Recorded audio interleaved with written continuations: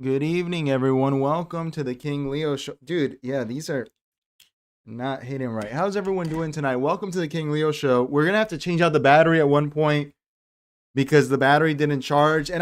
For anyone that's going to ask. Good evening, everyone. Welcome to the King Leo Show. Dude, yeah, these are not hitting right. Anyone that's going to ask, no, the battery, I don't use a constantly charging battery. It's bad for the camera. How's everyone doing tonight? I see VVS is here. How you doing, VVS? How you doing, Audio Vibes? How you doing, J-Boss? VVS says, googly moogly. What is that? J-Boss says, happy Belante. How you doing, Audio Vibes? To you all, Belante. What is that? What is that? I'm sorry, brother. Beltane. What the hell is a Beltane? What is this? The Gaelic May Day Festival, the beginning of summer. Oh, is this like a midsummer type thing? That's interesting. Okay. You a pagan? Happy to see everyone, man. It's 10 o'clock. Welcome to the King Leo Show. We're chilling today, okay? I had a long day. I had to get up very early. I had to help out with one of my, like I told you that I'm helping out with these local schools out here. I'm trying to get through to these kids, And the state of these schools is really bad, dude. And I didn't realize how much Christopher Rufo destroyed the education system. And it's not all his fault. I like to blame conservatives because I'm like that. I'm just biased. The liberals did a lot of damage to the education system. But now it's really bad, dude, and they're going to get rid of public schools. I think I'm going to make a video about it, but they are just destroying early childhood and mid-childhood education in the state of Florida. It's really impressive. I'm sure this is happening all over the country, but it's bad, man. It's not good stuff they're doing with the schools. Like, I think they're going to end up selling the buildings and stuff, and it's going to have a lot of consequences in terms of property pricing, your ability to build wealth, a lot of stuff. I even speculate there's a what's it called, a asset price inflation on private schooling because of this voucher system they put in. I think that they might have really messed up this education system, like really badly. And I hate school, so I'm the kind of guy that I shouldn't be saying this, but dude, it's bad, man. The only kids left in like public schools in Florida are kids whose parents can't enroll them in a charter school or a private school because of time, or they just neglect or something like that. And so these schools are like being filled with below average children, which is fine, I guess. It's good. They need an education, but it's bringing down the grade score of the school from like an A school to a C school to a D school. And that is a proxy for real estate prices. You can selling a house at an A school, in an A school that's the anchor, commands more value than a D school. So it's crashing property prices. It's insane what they have done to the education system, dude. It is bad out here. I'm not putting my kids in any of that shit. How you doing, Eves? How you doing? Oh, you're a stoic. Classical stoic. All right. What do you think of Ivanka Trump? Isn't she a stoic, my friend? I think that guy, I've never really seen his stuff, but I saw him recently. Keith Woods is a stoic. So, interesting. All right. We have to get into the show. I'm very excited. It's going to be very laid back. We are going to talk about Alex Jones. How you doing, Eves? I'm not super excited about it. I'm going to give you a warning. I'm not a huge fan of Alex Jones. I never was. But I've realized in recent days that I'm kind of a free speech absolutist in the way that I think. I wouldn't self-identify that way, but I don't like restrictions on speech at all. I don't know why. It's just words literally, when you're at school before 2010 or 8, they teach you sticks and stones can break your bones, but words will never hurt you. And I think I actually internalized that. I really think I did. And so when I see Alex Jones, I did a little research for this, but I don't even think that's relevant for Baudrillardian. Baudrillardian's check-in. he owes $1.5 billion and it's not dischargeable for some crazy shit he said, and I'm just like, this is weird. I don't like him personally. I really don't like Alex Jones. I think that he's bad. Honestly, I'm not a fan of him. I don't think Alex Jones has always been right or whatever. I think he's a schizo dealer, one of the OGs. But this is an odd situation we're in here. We're in an odd situation. All right, let's get to the show.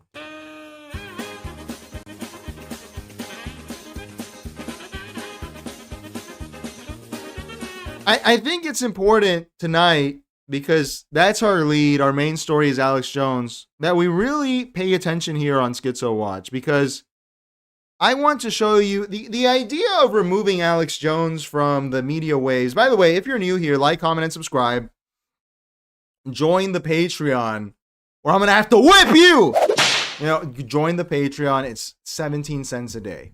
Mad cheap. All right, helps the show keep going. But I think what's important is to realize that Alex Jones won. This was a Pyrrhic victory for the people who fought against him. His model of media, which he may have not been the originator of. Who was the OG schizo? Was it LaRouche? It was probably LaRouche. That was the OG schizo. But now this is how it is. We do Schizo Watch on this show, and it's funny. It's funny. It is funny. But it's also a marker of decline. I like to watch back the older shows from time to time, partially so that I could improve the quality and see how much we've improved and everything, but partially because, let me just end this fucking task, man. End the task. All right. Partially because we need to document, we need to bear witness to this world that is getting more and more crazy. And Alex Jones has some share to blame here. Some share of the blame, some blame of the share here. But he won. He really did win. I mean, QAnon, Alex Jones, LaRouche, they won. That people believe in the lizard people, and what else? That the island, and they're eating children, and this could be true or false. I mean, if they're eating children, that's bad. We should fine them. That's not allowed. You can't do it. It's disgusting. But I never thought that it would be a plurality of Americans that go around behaving in a way that comports to their perception of reality, being the elites are eating children. And I'm like, you were going to an axe throwing bar and doing line dancing last week. You fucking idiot. Why are you talking to me about the reptilians? I can't stand these fucking people, man. The joke is becoming a reality. Every day I hate one more person. They drive me crazy, man. So, this is why you might be like, King Leo being soft on Alex Jones. I kind of am. I can't blame him, because I think that this became one of these like Batman and Joker situations where, if you've seen The Dark Knight, which is a great movie, it's one of the only Nolan movies I really like. There's a scene where Batman is interrogating Joker, and he goes, "You're garbage that kills for money." And Joker goes, "Don't talk like them. You're not like them at all. I don't want to kill you. What would I do without you? We are destined to do this forever." And he was right in this. If Heath Ledger had not died of an overdose, we would be on Christopher Nolan's 23rd movie. Because this symbiotic relationship that Alex Jones may have created or not created has resulted in the melding, in the collapse. Like Baudrillard says, that the hyper real and the real collapsed, right? The inward and the outward collapsed. Here, they collapsed into each other. This was Alex Jones, an immovable object, meeting an unstoppable force. That's the legal system, the media, boom. And now they collapse. And now they're all insane. I know this is long-winded, But this is what we're starting Schizo Watch with. Scott Jennings, the head slave in charge at CNN, the best slave on the plantation. Oh, coons, we wanna have fun. Oh, coons, we wanna have fun. I still demeaning himself as this slave character playing the Republican. Now, there's something about Republicanism, conservatism, but Republicanism too, that attracts this Scott Jennings type, which I don't know if it's a testosterone thing or an age thing, because I know a lot of boomers that don't behave in this way, but this aggressive impotence, this like angry little man, but also combined grafting on some Jon Stewart. It's like Jon Stewart with low T, but he hits the gym once every 6 months. And that's Scott Jennings, and that's a lot of people.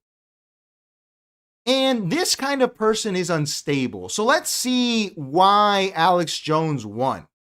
Let's see why he won. This was broadcast on Abby Phillip's show yesterday. This is a simple discussion about the war in Iran.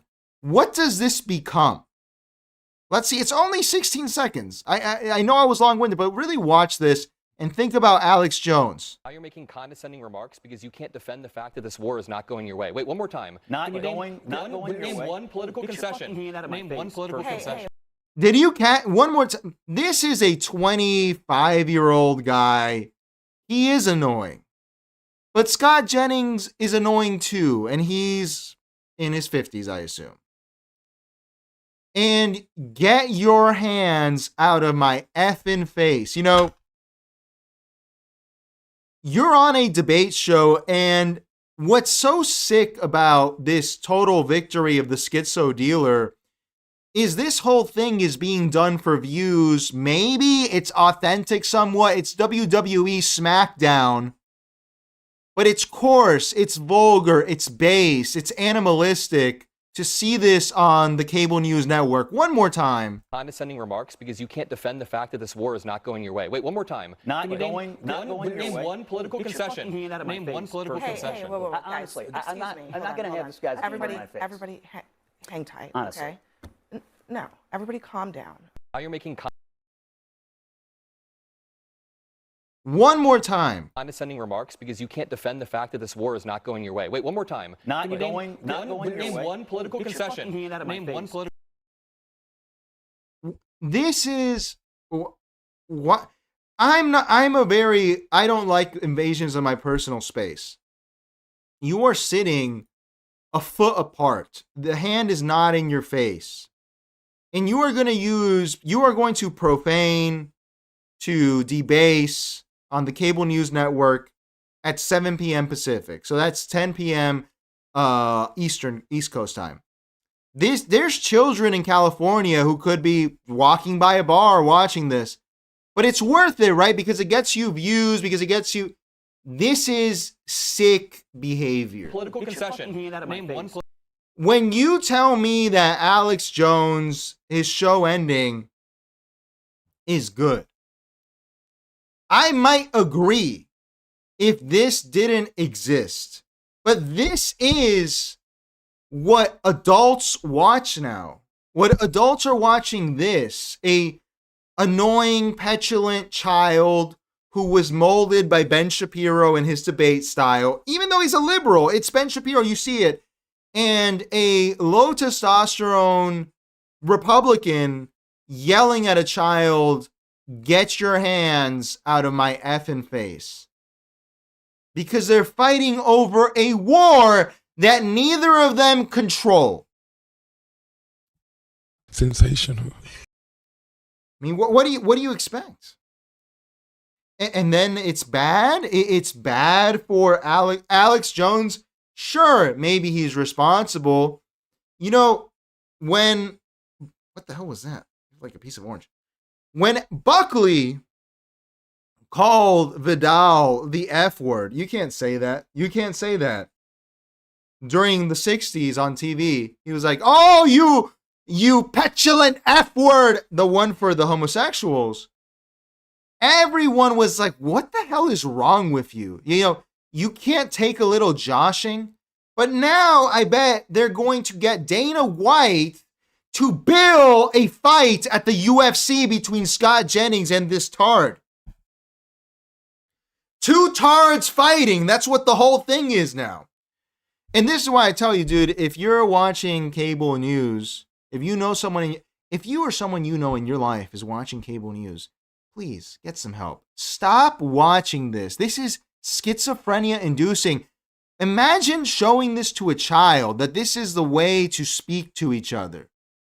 You know, if you do this in real life, get your hands out of my fucking face. You know, sometimes the guy on the other end isn't some Ben Shapiro talking nerd. Okay, he might just sucker punch you. This is, you know, you can't make movie posters where a firearm is pointed at the audience. Why? Because it's bad for public safety. It teaches children that this is not a good thing. The MPAA says that. But on Fox News, on CNN, you can have this. And Alex Jones is bad. All right, great stuff, great. El Jun defeated. How you doing? You're new here. Never point a finger. That is true. You should not point fingers. I agree. However, I'm not taking sides here. These are two animals in the cage. If they want to fight, they're free to go. Let's get to some more boomerism here. Let's listen to Dave Ramsey here. Dave Ramsey, by the way, I had forgotten to mention this. Every time we bring him up, Dave Ramsey is literally a schizo dealer because he is operating in his mind like 2008, the recession never happened. He is giving you enemy advice, as they say in Somalian. He is giving you advice, and he may be unwitting, and his whole thing is, teach what the Bible says about finance. Listen, what the hell are you talking about? What the hell are you talking? Avoid debt. Every rich person uses debt. What? This is all bad advice. You know, I'm sure it works for some people, but we need to understand that this is why he's out of sync, why he is hurting the world with his advice. Sure, some people benefit, but when some idiot tells you you need to pay off your house because it's biblical to own your property, bitch, you don't own the house. You have to pay property tax. What? You have to pay insurance. This isn't the Bible times. This is America. Let's listen to what he has to say here about housing prices. This is literally yesterday. You're not going to believe this. You're going to hear this. It should be in black and white, and there should be Looney Tunes music because it's straight out of the 1960s. People would say things like, well, you're always going to have a car payment. And it was kind of like that, give up. You'll never make it. The little man can't get ahead. That's what I heard growing up. I'd hear that from people. They said, well, only the big dogs get that. The little man can't get ahead. It's that same kind of dark hopelessness that I can't control my outcomes or enough of my outcomes to build a good life. And the truth is, in any generation, including this one, that's not true. 80% of your outcomes over the scope of your life, 90% of the outcomes over the scope of your life are caused by your inputs, not by the president, not by capitalism, not by boomers, not by any, you can't find anybody to be victim to that works out that causes you to win. And the only thing that causes you to win is to control the things you can control today and take the next right steps tomorrow. I am tired of this conservative slop crap, dude. This is real garbage. Straight up, this is slave morality, dude. This is exactly what I'm talking about, the slave mentality, the slave mind. Again, picture Alex Jones. Alex Jones may have said some crazy shit. I haven't heard something this crazy from Alex Jones. And I don't even like Alex Jones. 90% of the outcomes are caused by your inputs. Bitch, if you are 26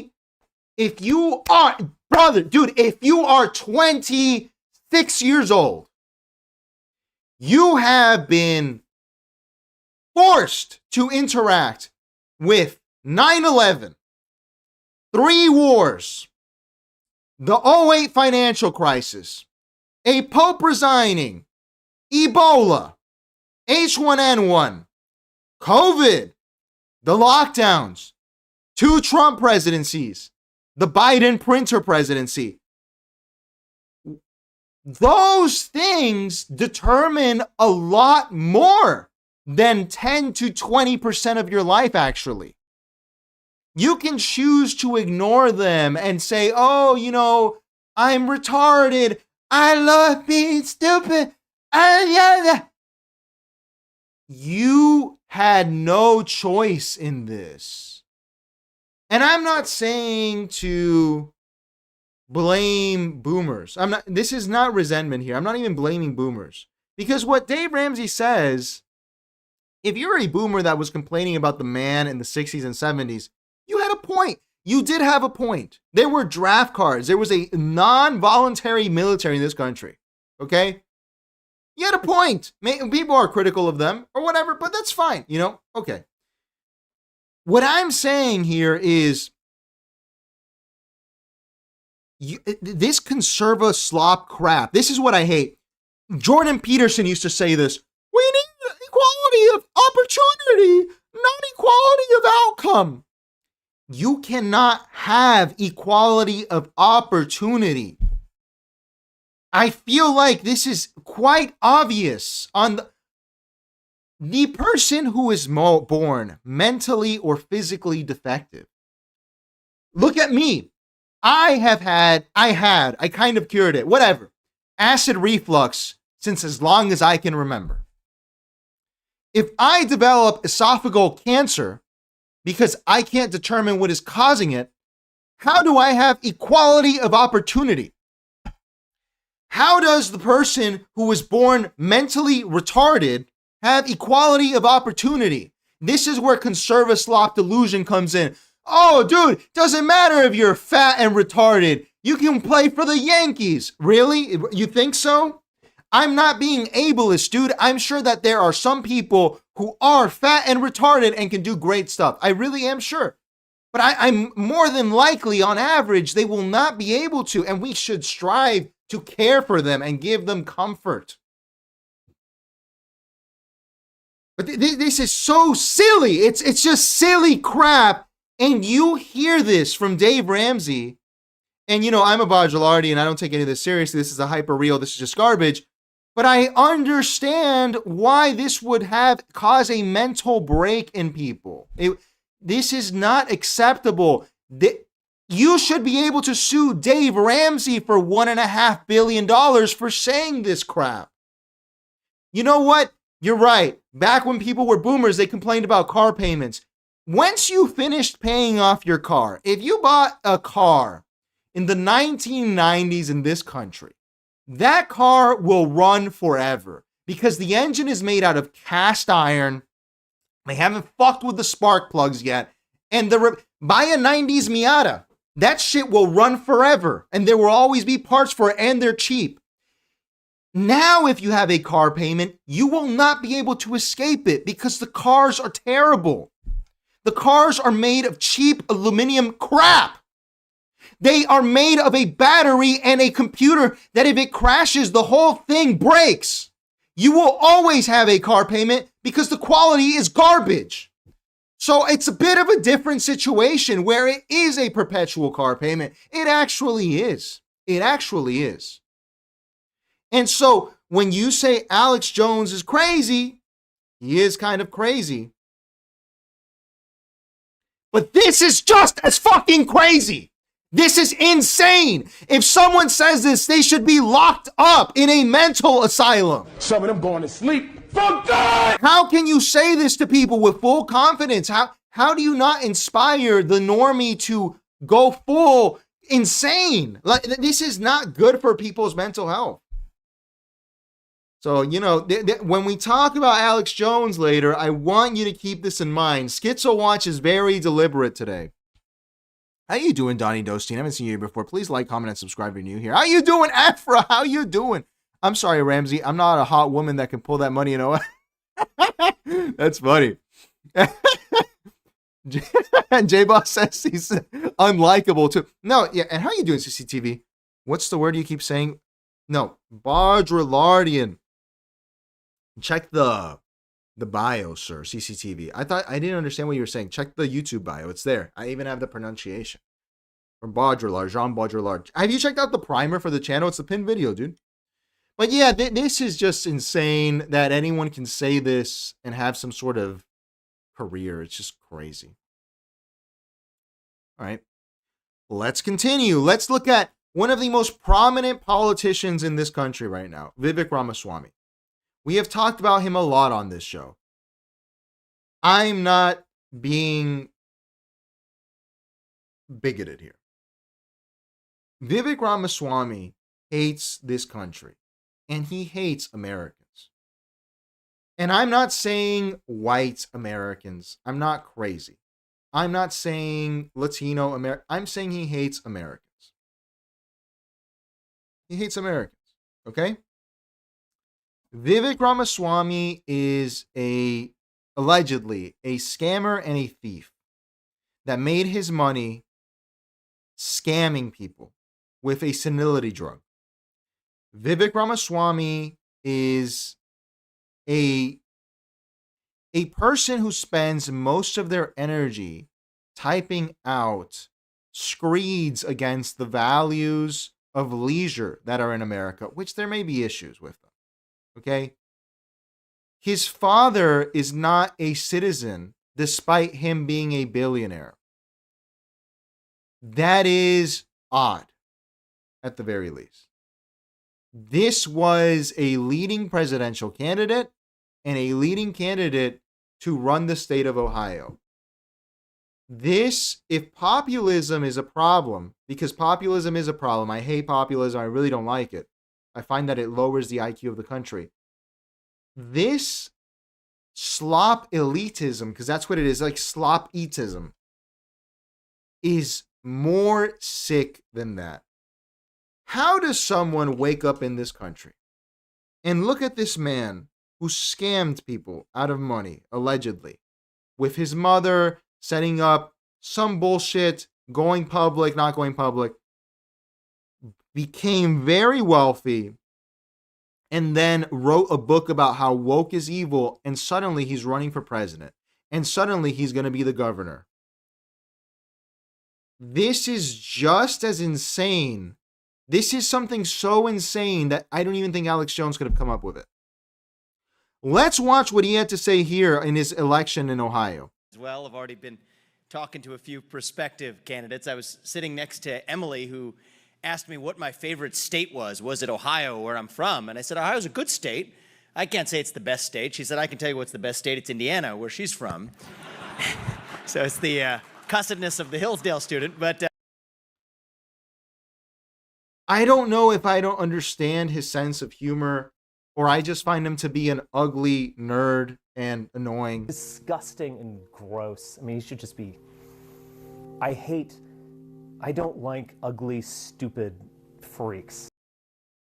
But why would you say this? Why would you do this? You want people to vote for you, that this can be taken out of context. I don't know if it's a joke. I really, truly don't understand what the hell he's talking about.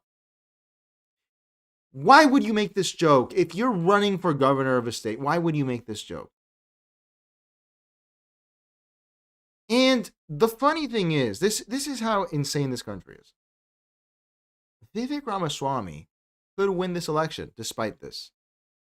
And then all of these clips, because the people in this country are fucking animals.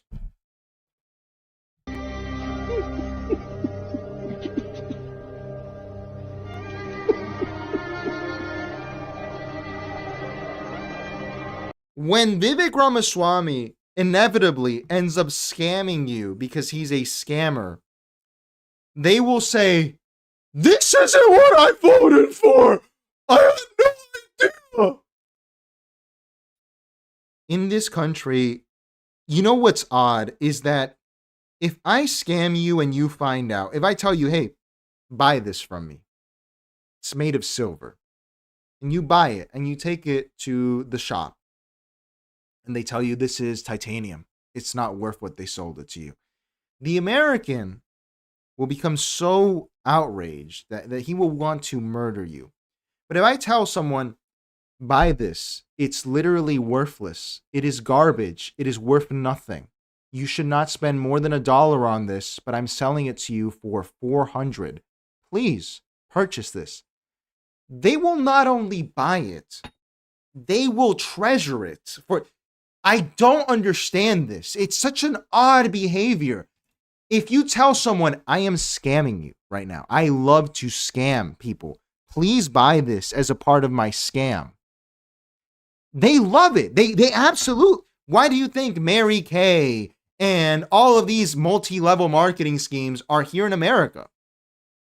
Yes, they're in the rest of the world, but when you see a Herbalife employee, what are they called? Employee entrepreneur in Ecuador, they're just like not that smart. And that's fine. You know, there are people who fall for scams. I get it. But here it's like sick. I just don't understand it.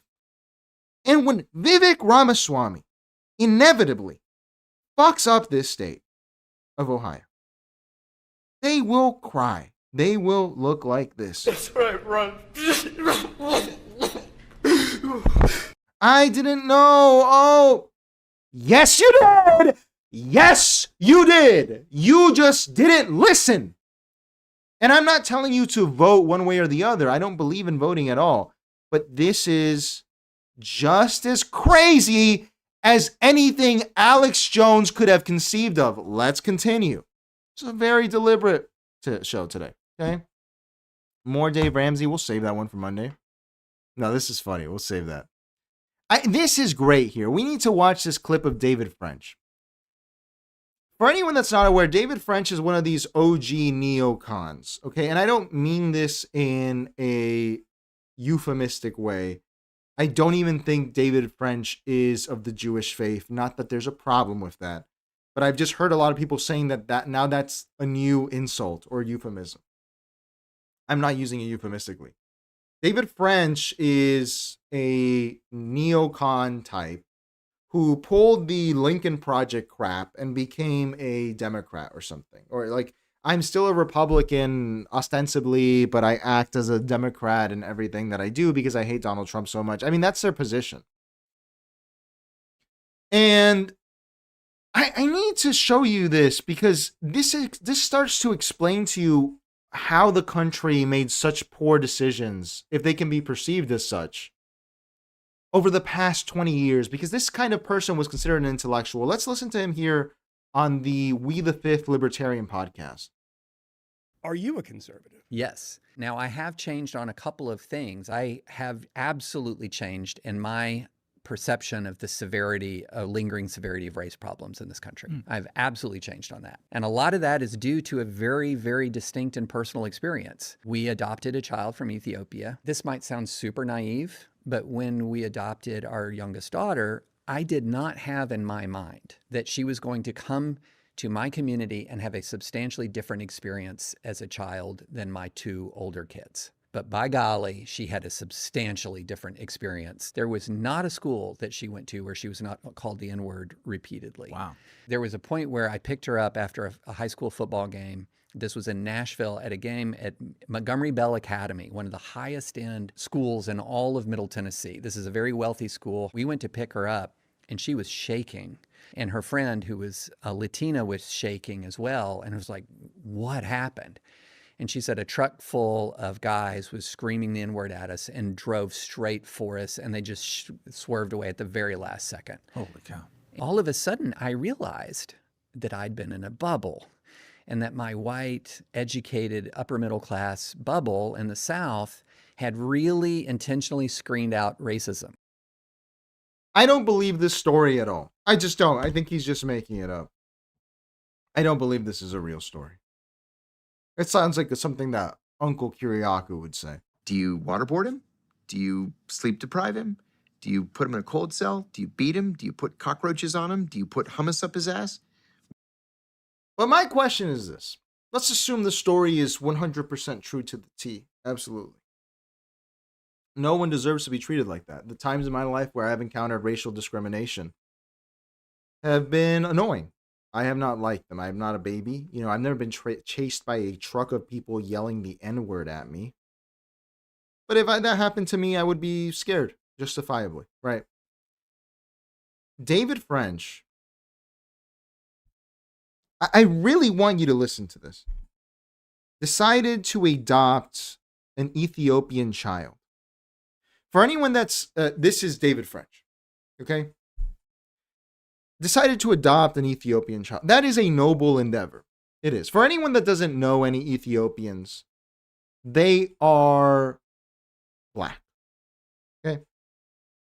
There are some Ethiopians that will say, no, we're not black. We're like this like master, you know, black Arab race or whatever.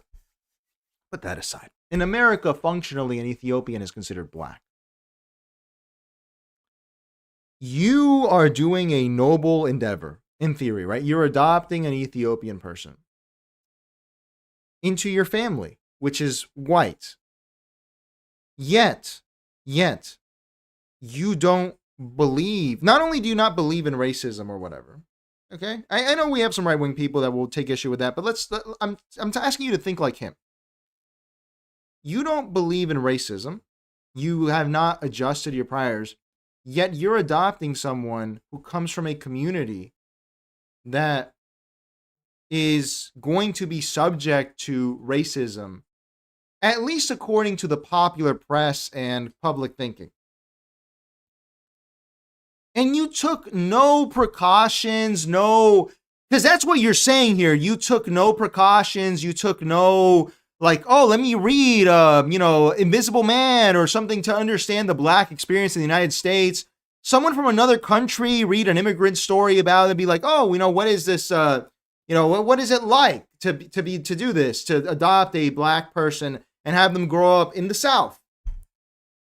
No, you adopt them and you realize that there may be a problem, not with them, but the way that society perceives them and treats them, when they are being chased by a band of racists on a truck, possibly trying to murder them, yelling the N-word.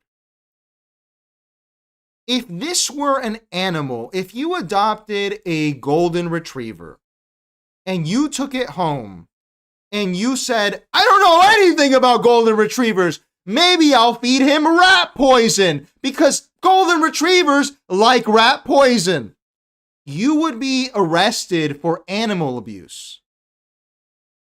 Yet here, with a human being that can be traumatized and hurt, David French did no research on the person, their possible experiences. Maybe they never find racism. But if you grow up in America, you're aware that black people seem to talk about racism because they experience it. A little empathy, like, let me see before I do this thing. None of that. Bring them to America. Fuck it. We'll do it live. That's insane. That's insane. I would love to adopt a poor Ethiopian child. I really would. I would read about Ethiopian culture and history. I would try to learn some of the Ethiopian food and stuff so that I could help them out, so that they don't feel alien to their culture, so they can integrate into America to an extent, because I give a shit.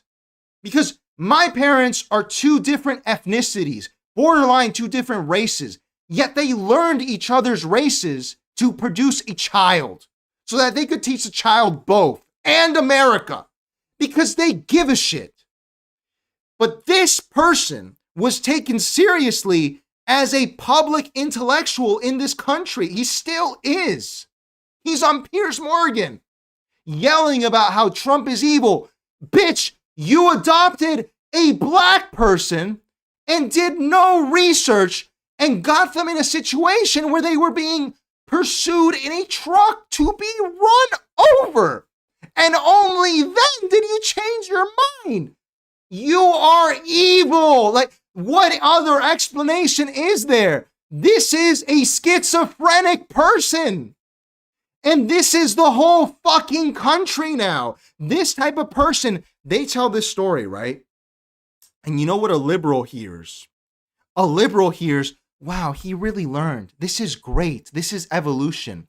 And a conservative hears this and they're like, wow, maybe I should consider racism. No, what you should consider is that this is an insane person. Imagine adopting a Chinese child and you enroll them in an all Japanese charter school.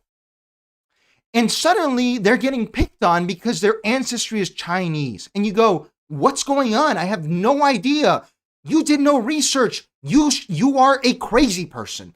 If it were an animal, it would be considered animal abuse. They would arrest you for that.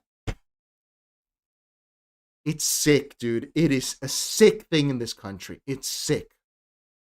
If you're going to adopt someone of another culture, dude, even reproduce, why don't you learn a little bit about it? You know, like it's fine. You know, my parents did it. It's not, and it's fine. I didn't turn out to be some wacky like Latinx or, you know, like ultra right winger. I'm just a normal guy. But just fucking learn. Sick shit, man. Let's catch up with the chat. VVS says, I don't believe him. That's self-hate speech.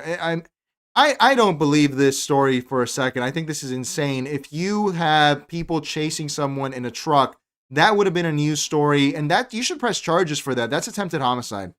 Colin Kolesko, I haven't seen you here before. Something weird about adopting a kid of a significantly different race. Almost surely a sense of superiority and or virtue signaling.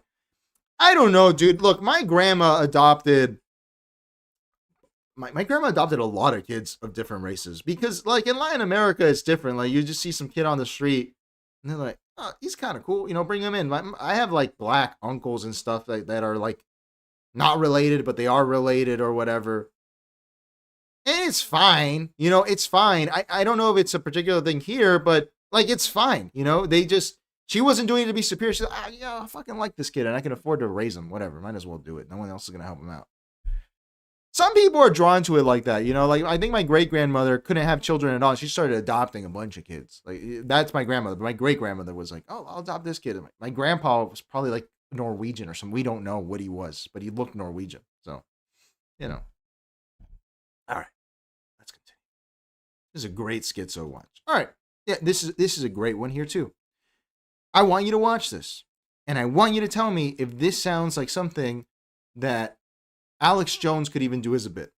Let's see what this is, the Starbucks CEO. Let's see how the state of our country. In some cases, you know, a $9 experience does feel like you're splurging. And then what that means is we have to make it worthwhile, right? We've heard so much this year about the K-shaped economy. Fortunes for some Americans very different than for others.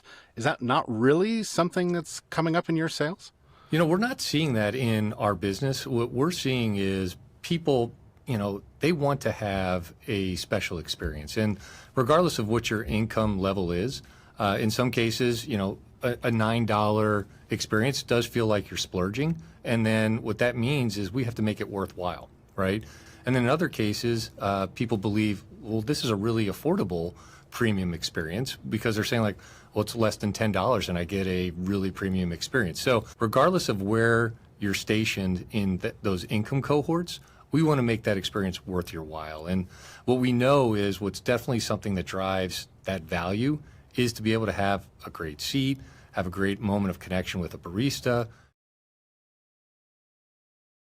There is no coffee experience that is worth $9 that does not include a hand job.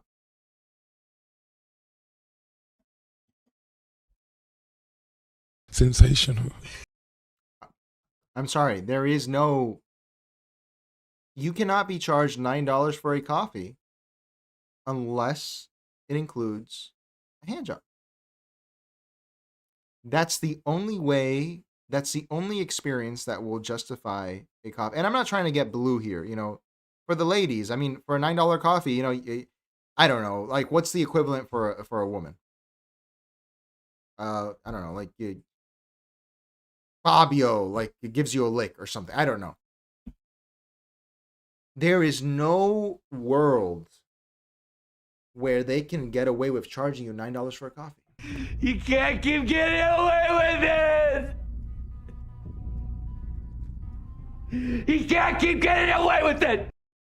And it's already insane to charge that but for the Wall Street Journal to interview you to justify it, Alex Jones wouldn't do something this damaging to this country. I don't like Alex Jones. Again, this is insane. The Wall Street Journal is having a CEO tell you why you deserve to pay $9 for a coffee. This is insane. This is crazy. I don't know if we have any Red Bull drinkers here. Look, I'll show you. I'm a huge Red Bull fan, okay? I was waiting for a week in anticipation for this, the Red Bull Summer Edition. This came out this week on the 30th. This one, the Sudachi Lime. I was so excited for this. I really enjoyed the Spring Edition, which was the Cherry Sakura flavor. Let me show you this. These come out every once in a while, every four quarters, right? You have like these seasonal flavors that Red Bull does. This was a great flavor bro, this is such a good flavor. I hate that they got rid of this. Grapefruit blossom. The reason I'm bringing this up is because I love Red Bull. I really do. I like it. I am willing to pay more money for it, even though I know it's probably a little bit of a ripoff. It's probably a little bit of a ripoff. I know it is. Okay? I know. It's $3 for 12 ounces. I know, it's kind of expensive. But there's anticipation. There's something cool built into it. It's like, it's special flavor, and I get to enjoy it temporarily. And the original Red Bull tastes great, too. What does it taste like? It's like a tart lemon, this new one. This year, they're getting a little lazy. They're releasing Red Bull flavors from Japan over here as a seasonal flavor. Now, the reason I bring it up is because I would pay $9 once, or maybe even 10 times, to enjoy the Red Bull pomegranate flavor again. That is the best Red Bull ever made. It was made once. Fucking 5 years ago? No, like 10 years ago at this point. A delicious Red Bull. No. 2020 is when it came out, I think. So 6 years ago. It is the best Red Bull ever made. I bought a Red Bull Advent calendar yesterday for a limited release. And they charged me $3 per can because I really wanted it. And I would pay $9 for it. This is insane. This is bean water. Red Bull is a marketing infrastructure. It is a team. It is something. This is paying to drink bean water with homeless people. That's what going to Starbucks is now. And this psychopath is going to justify to you why you should pay this money. And the Wall Street Journal is going to platform him for that. I mean, people go to jail for that kind of stuff in China. Imagine in China, if the CEO of Luckin said, hey, Chinese people, you deserve to pay $9 for a Luckin cup of joe. I'm pretty sure he would be executed, honestly. And I'm not saying that anyone deserves that fate. Maybe that's wrong. But this is definitely wrong too. And this is not Infowars or some fringe public. This is the Wall Street Journal putting this out. Someone needs to testify in Congress at minimum as to how this was approved. How do you approve this? How does this make Americans feel good? To hear someone say $9 coffee is normal for bean juice.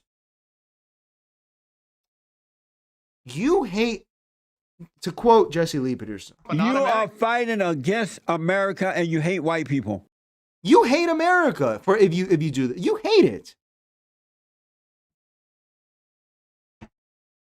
We live in hell. We live in the gutter. I don't like Monster J Boss. I'm not a fan. Colin says, I would pay $9 for a coffee if everyone left the premise. Maybe that justifies it. Maybe, right? Adderall. Never even heard of her. All right. I think that's enough for the day. Well, I really wanted to show this. fuck, dude. All right. Yeah, we're going to show these two. These two are the last bit of insanity. This is let's watch here Jasmine Crockett, who you'll remember she lost to James Tallarico, who's some other sociopath. Sensational. The sociopath beat I actually kind of liked this Jasmine Crockett lady. At least she was fun. You know, she would yell. She'd be like, "Child, get out of my face. I'm in Congress, bitch." You know, like it was, at least it had something to it, you know. That's all you can hope for at this point. I used to hate Fetterman. Now I'm just like, dude, at least he fucking dresses in at least it's like some variety, you know? If you, Ilhan Omar, you know, I'll fight you, you know, like it's funny, you know? Here she is talking about this race. Like this is why she lost. I'm a black woman in America. So, I mean, you know, some people are just like, oh, but you're a congresswoman. I'm a black woman first. And so, you know, the level of disrespect that is continuously lobbed against us as black women, you know, for me, I'm like, wait a minute now. I am one of the 535 most powerful people in this country, and for some reason you think we on the same level, but you're gonna disrespect me? Like, it's not gonna happen. It's not gonna happen. It's not gonna happen. So I'm a black. I've never been a black woman at no point in my life. I really haven't.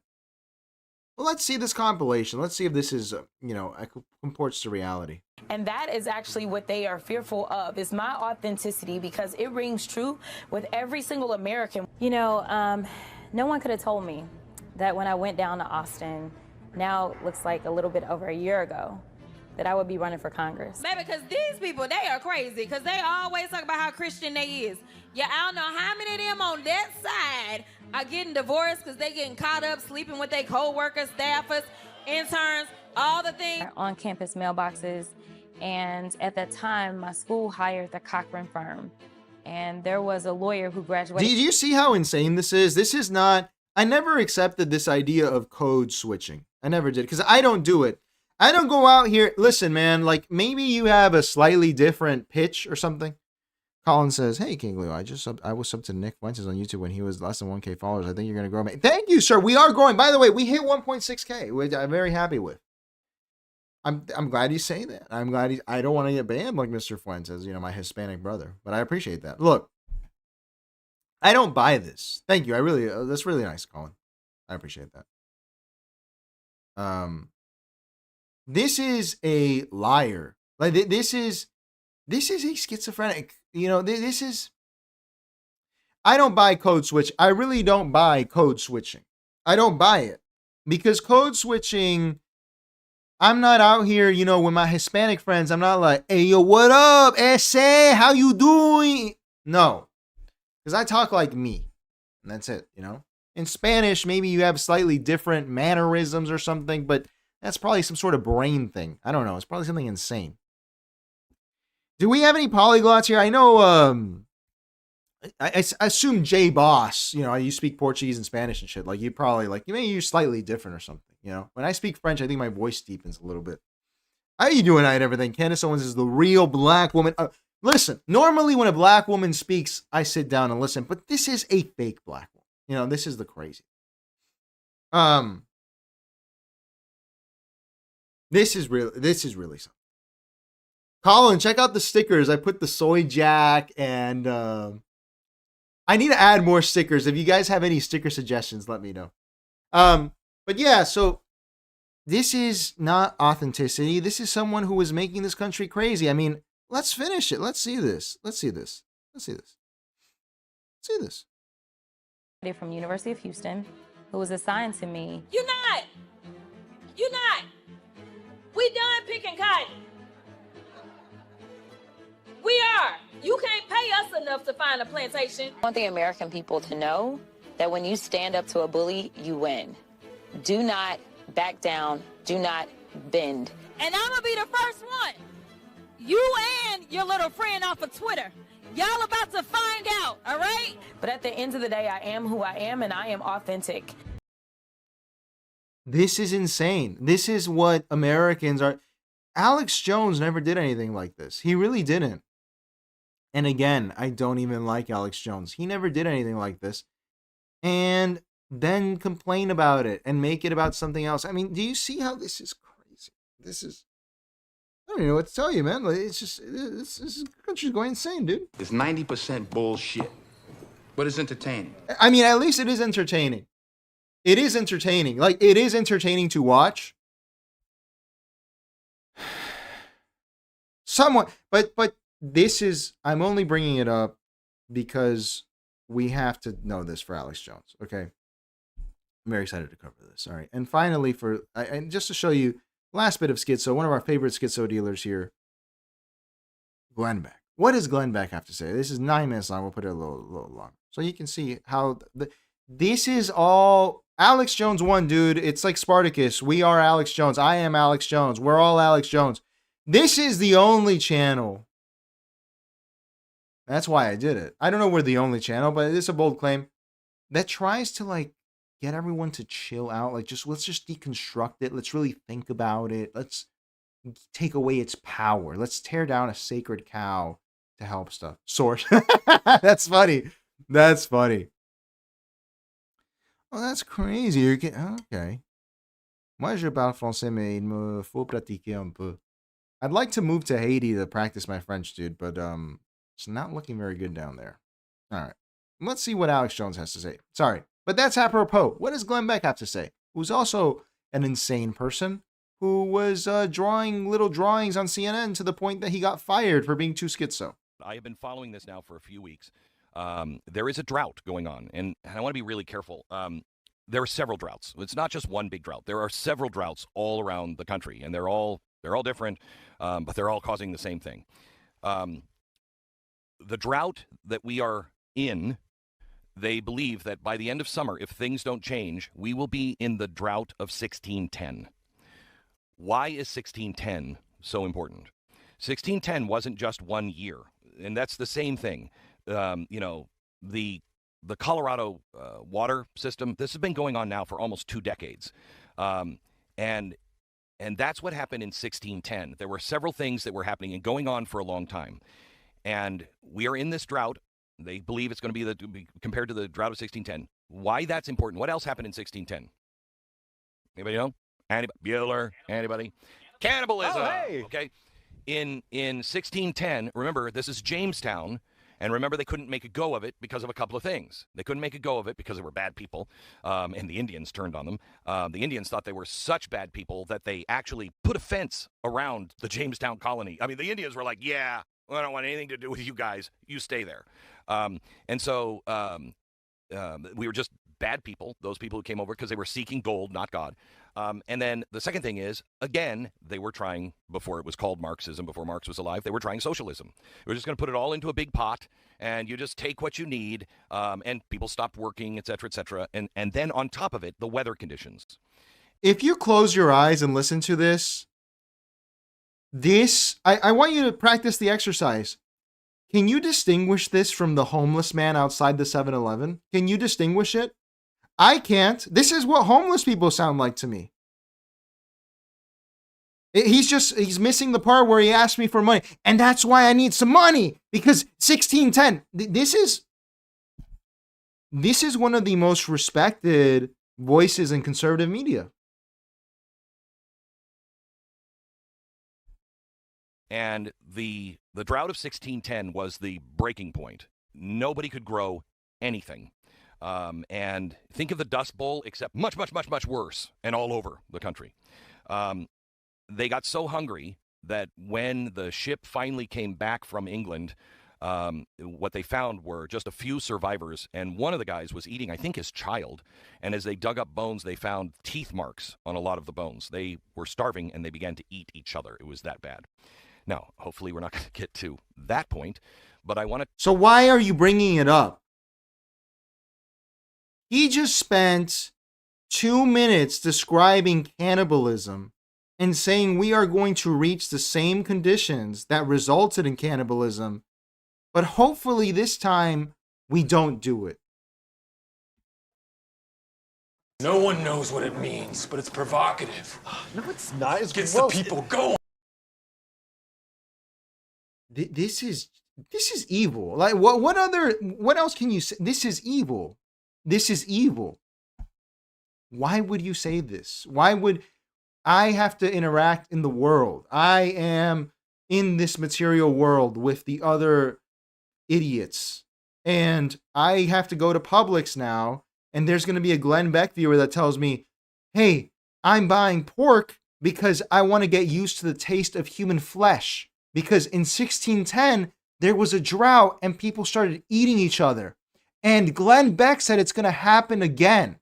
So I'm trying to practice, and I'm going to go, I'm just trying to buy a gluten-free cupcake. Can you get the fuck out of my face? And then I have to think, this person exists. This person out here is thinking about eating me.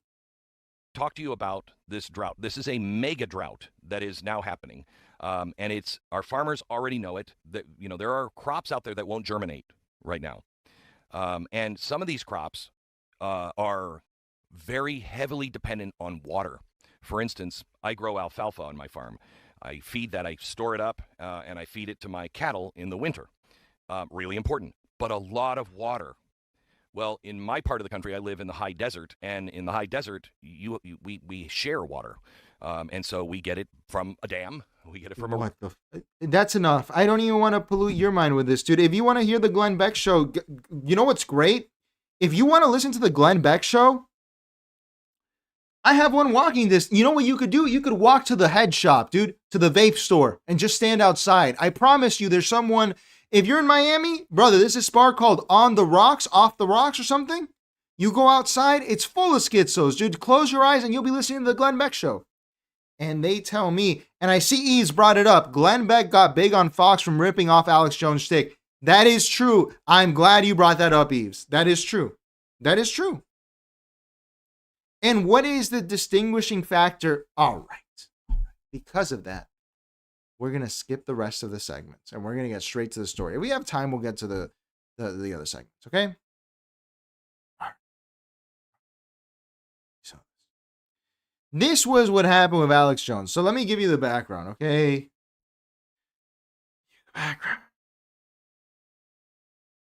Alex Jones said some things about the Sandy Hook shooting. For anyone that doesn't recall, back in the 2010s, this guy called Adam Lanza went to Sandy Hook Elementary School in Connecticut, and he killed a bunch of children. Now, I recall this from the time. Please. Hang on. I'm just recounting from my memory. I remember there were conflicting theories about the amounts of shooters, about the event and how it took place. There's a famous footage of a parent who's crying, and then they stop crying and they start crying again. And I was a kid and I saw this and I was like, this is kind of, I was a kid. I don't know what happened at Sandy Hook. I assume that what happened is real. I don't know. Does it even matter? Does it even matter? I know that some people, because I had to hear from the Sandy Hook Project when I was in school, will say that it does matter, that we have to remember. Sandy Hook did not result in any change to firearms laws in this country. It did not result in any changes to school safety or education. I'm not being crass or cold. I'm just telling you, this event did not produce anything beyond a charity that I'm sure is sucking up money somehow. And that's about it. I don't really know. There are moments in history that we can say had a reticent effect that is still felt to this day, right? 9/11 is like that. 9/11 upended our lives. We got the Patriot Act. We got 3 wars. The financial crisis gave us quantitative easing, inflation, the bailouts, Chase Bank, it took out Wachovia. There was a material change in the world.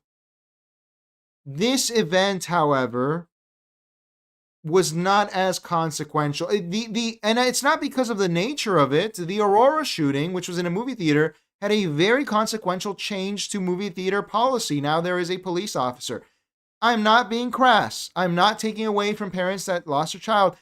I'm just giving you my POV on this, okay? Okay. I'm not trying to be mean, dude. Like, I'm just telling you, man. Sometimes, look, I've had family members who have died violently. It hasn't changed the world. It's just the nature of things. So, yeah, it was a hyper real event. Absolutely, J Bob. It was a hyper real event. And I hate everything says, so is Glenn Beck promoting cannibalism? I guess so. I guess so, man. Please, you can finish it on your own, dude, but don't. It's not worth it. It's not worth it. But anyway.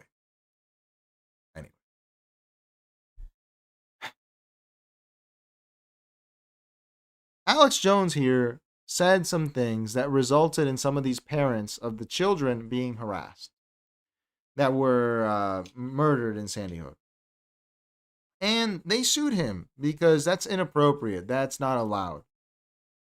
You're not allowed to sick people on other people. That's not appropriate.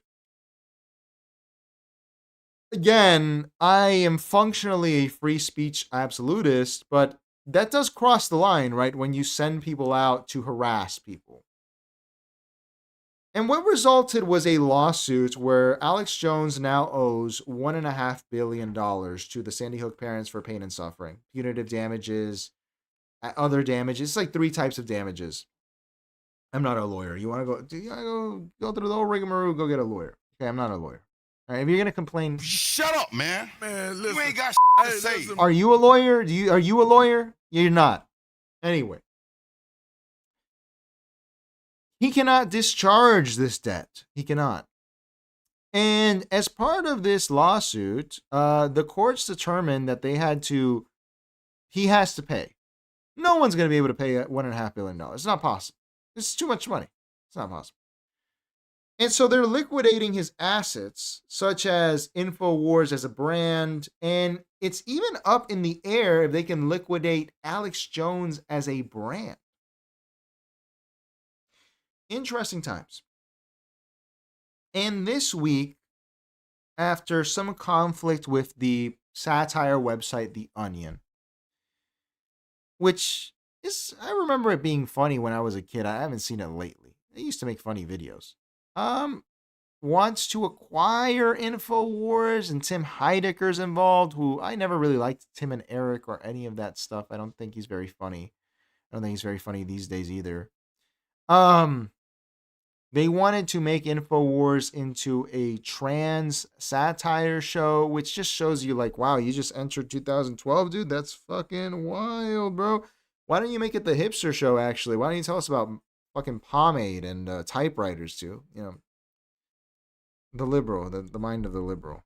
Oh, we lost the camera. I'll be right back. 1 second. While I wait, I'll let you guys watch this. See that? And all glory goes to Jesus Christ and our Heavenly Father that leads, guides, and directs us. We commit ourselves to God in this holy fight, and we are committed. And if God stands with us, who can stand against us? And that's how I close out. So I salute you all. What a crew. The hell we've been through has only made us stronger. Let me ask you, would you have any other way? No. Are you not stronger now in this fight? Yeah! I salute this crew and all the viewers and listeners to this fight, and I commit myself to Jesus Christ's hands. Amen. God bless the Infowar! Woo! You are the Infowar. It lives forever. We're going to play Frank Sinatra Blue Eyes and come back with the great Tom Renz and then Jay Dyer to close this out. God bless you all. That's it. The next phase starts. The real war begins now. And all glory goes to Jesus. So I should be back here in a second. I'm sorry. I'm not on camera. When you need it, it has these issues. Let's see. Where is it? I know you wanna. Let me see here. If I integrate the old one, small one. No, that's close. So there we go. Camlink 4K. Boomer Tech time. We're having Boomer Tech. King Leo Show Boomer Tech.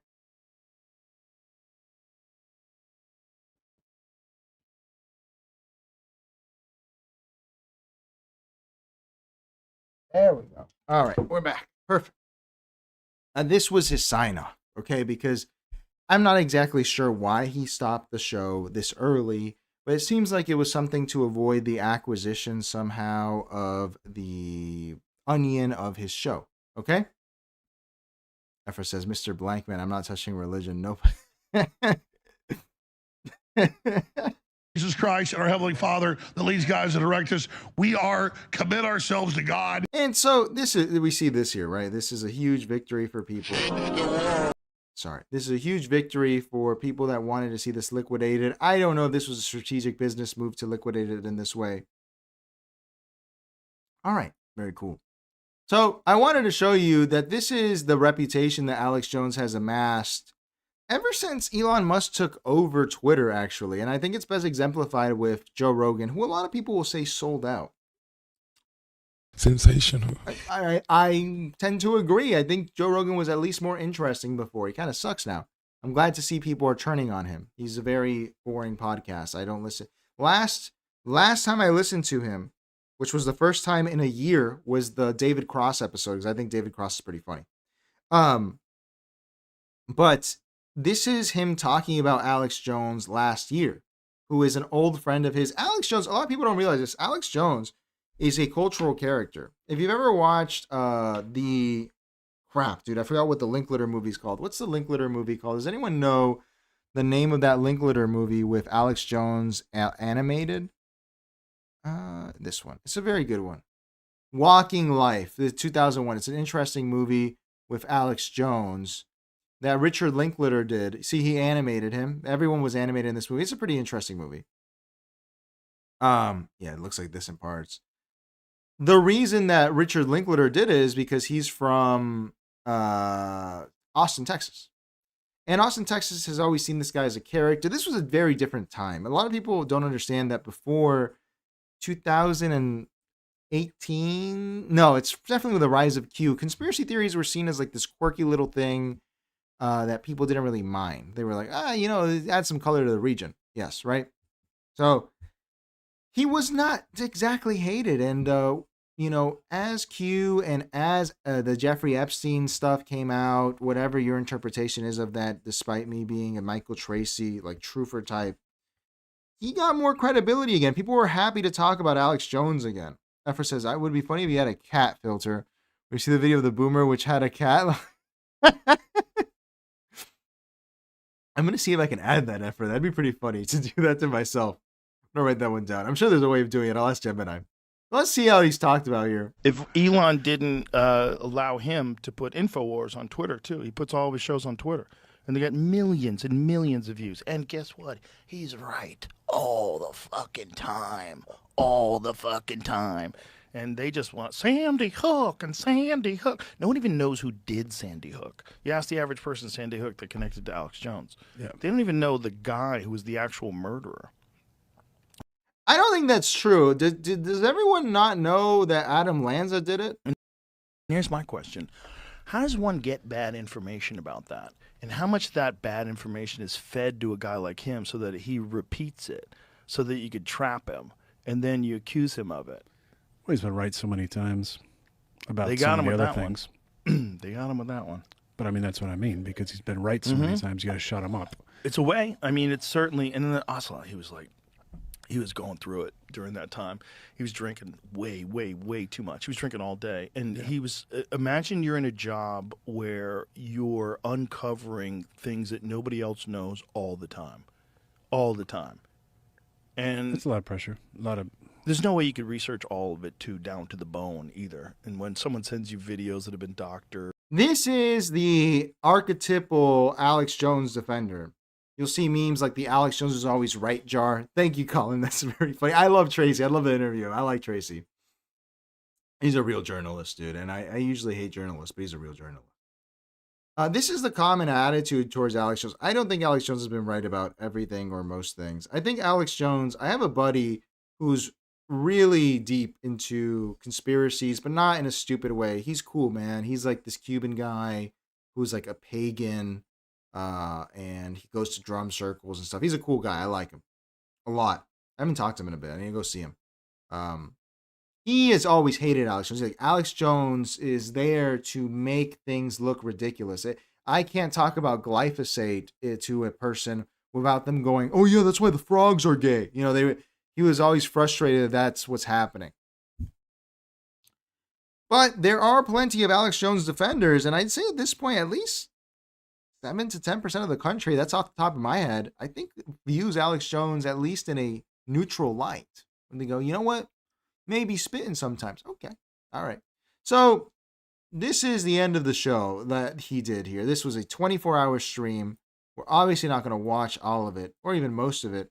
Here he had on Gavin McInnes, who has been rehabilitated, dude. He was on Glenn Beck as well. Piers Morgan did his job.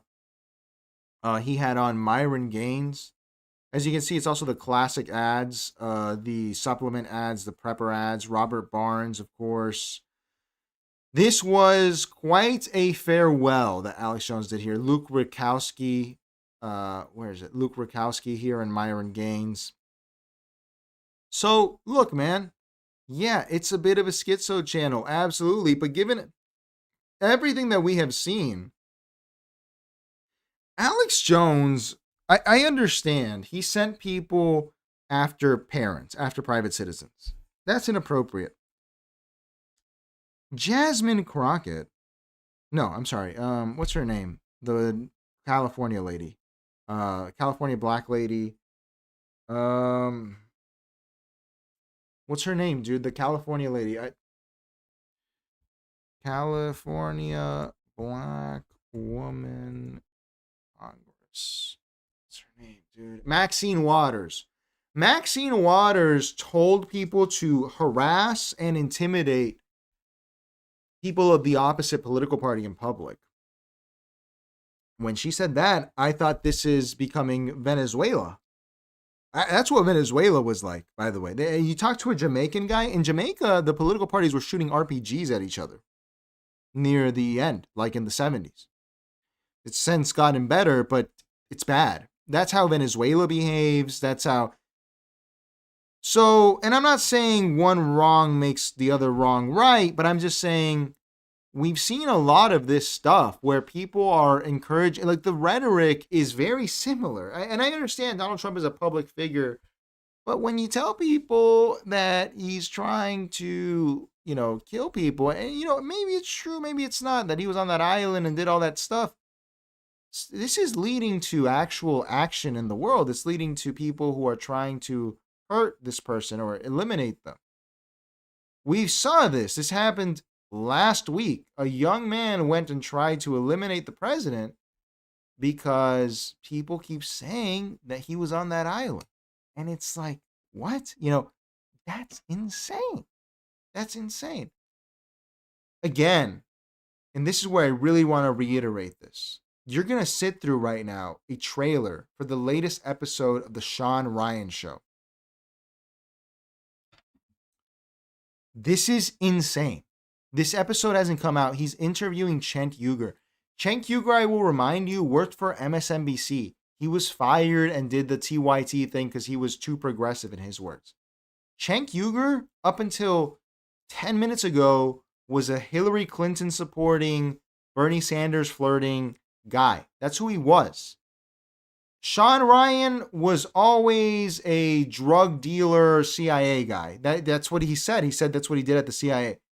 Let us see what is being put out. And I want to know how this is not just as dangerous. If we're going with like danger levels as what they're saying, I want you to sit through this, man. We're going to watch this here. This is a 6-minute trailer for what Cenk Uygur does. And I want you to see how the topics devolve.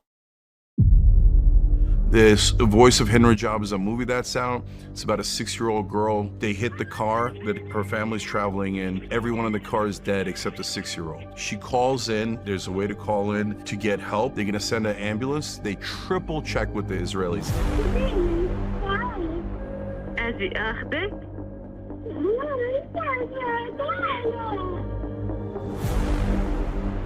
It takes the whole day. The whole day she's on the line. They have the videotape, the audio tape of her actual voice. And she's begging, she's a 6-year-old, please send someone to help, please. They're all dead and I'm so hungry and I'm so scared, and she's crying. I never really took it in, but it is appropriate that Shawn Ryan's background is all alcoholic drinks, because you have to be an alcoholic to really buy this stuff, I think. Like, you have to be drunk to believe and I'm not even saying that we're starting from a rational point of view. They're being critical of some actions that the Israeli Defense Forces took. Okay, look at all of this alcohol. This is what you need to tolerate this, because you're going to see where this is going. Sounds very reasonable. The first 6 of the trailer is like, we're talking about Israeli policy and all this. Okay, where does this go? Israelis finally give permission for the ambulance to go get her. They bomb the ambulance and they kill the 6-year-old. Holy shit.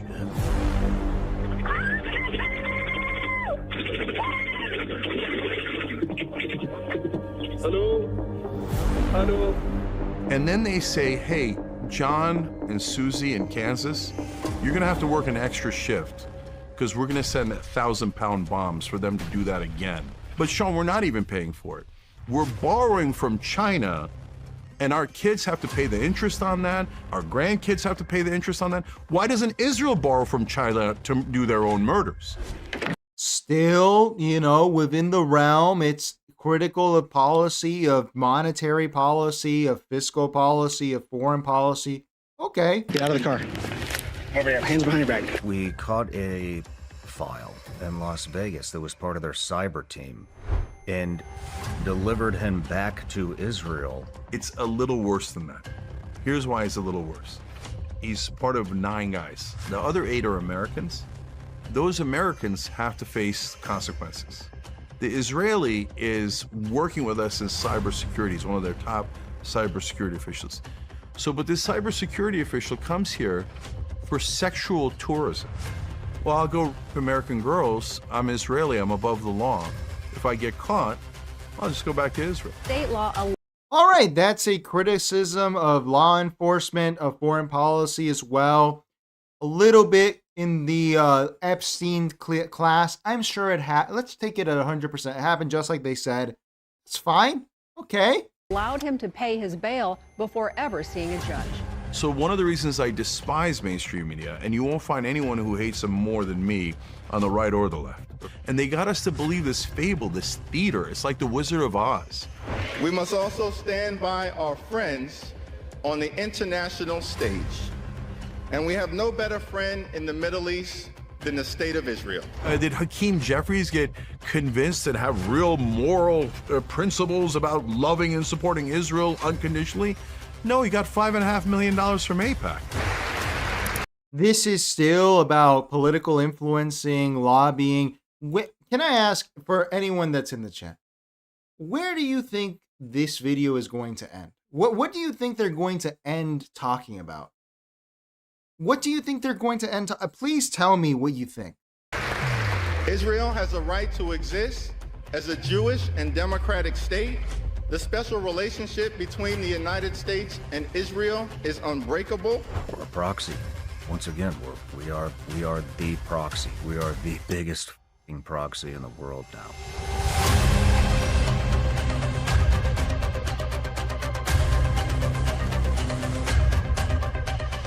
We told you Biden was a bad candidate, and we were right. And we told you that on issues like war, we have to unite, otherwise we're going to get steamrolled.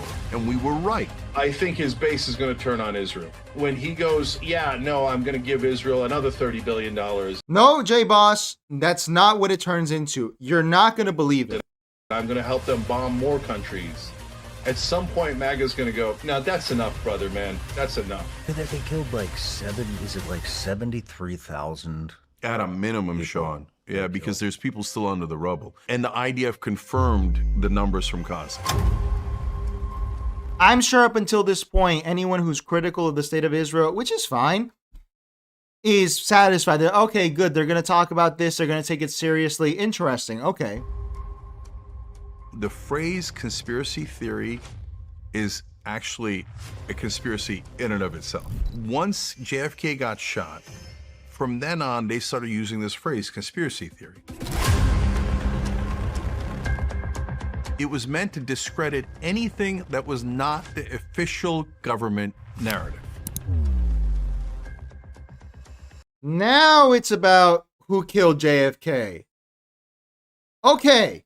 Great. Ironically, The journalists, the media, who are supposed to challenge the government, right, will then, instead of challenging the government, enforce government propaganda. So they say, if you don't believe that JFK was shot by a magic bullet, conspiracy theory. So now the magic bullet theory is not only being contested, but we're talking Operation Mockingbird, how it is not possible for anything but the magic bullet theory to work because they use the media to plant seeds of doubt to hurt you. Okay, sounds a little schizo-inducing, but let's continue. I mean, I had someone come and brief me who was in a military uniform, worked for the United States Army, that was briefing me on the locations of hybrid breeding programs where captured aliens were breeding with humans to create some hybrid race that could engage in intergalactic communication. So wait, seriously? Are you being serious, or is that tongue in cheek? I'm being 100% serious. Okay. The height of it, when everybody was pissed, that's when this shit came out. Well, all of a sudden, distractions. And now all of a sudden you got congressmen and senators. Oh yeah, aliens are breeding with human beings.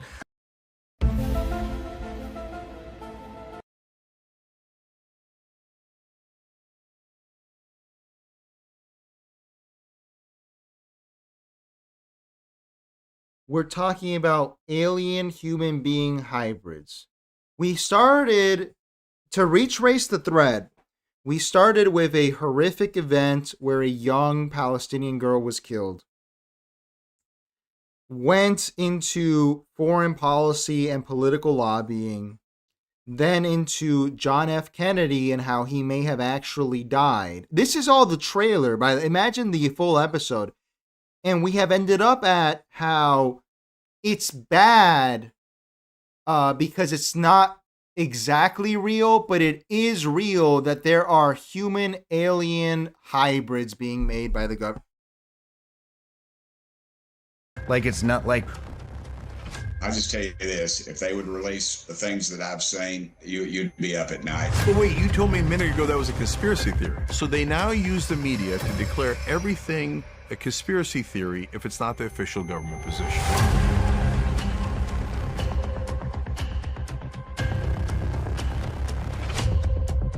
I'm sorry, what the? Did you just drop that aliens are breeding with human beings just nonchalantly, like it's almost common knowledge, and then you don't give us anything else? Like that's enough for the peons. Don't believe the government on the Charlie Kirk shooting, okay? And we end up at Charlie Kirk and how the shooting, and that, okay. I don't know what happened. I don't know who did it. I don't have the inside information, but it is very unlikely to be the story they told. What is the functional difference between this and Alex Jones? They end up talking about human alien hybrids and Charlie Kirk not dying in the way they said he died.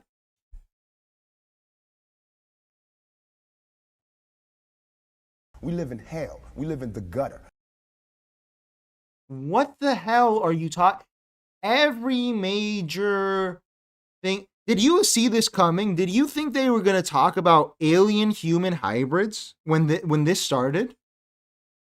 I think this discredits, not to be a conspiracy theorist, any attempt to talk about that young girl at the beginning has been discredited by you addressing alien human hybrids, the John F. Kennedy assassination, and Charlie Kirk and the official narrative not being true.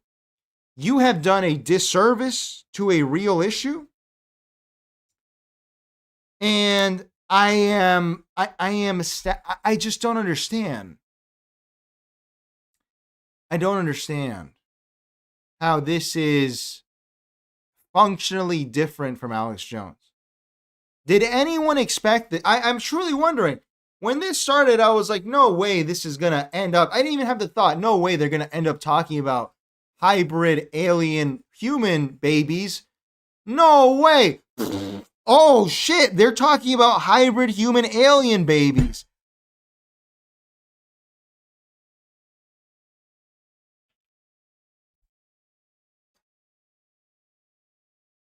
You could not make anything more ridiculous than this. This is so ridiculous. It's insane.